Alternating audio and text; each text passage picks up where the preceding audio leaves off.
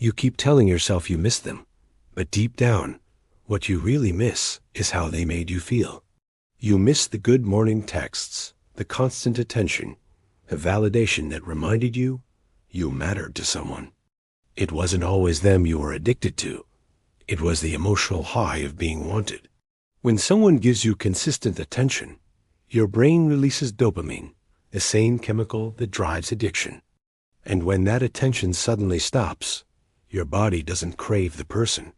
It craves the chemical. That's why silence feels like withdrawal.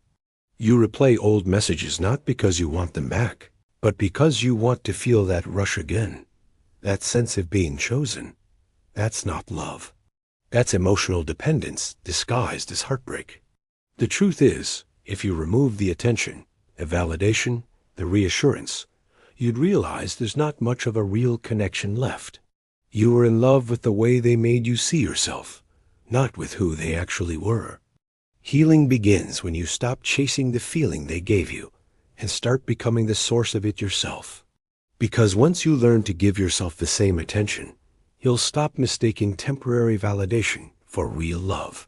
You'll stop craving people who only feed your ego, not your soul. And when that happens, you won't miss them anymore. You'll finally miss who you used to be before you forgot your own worth.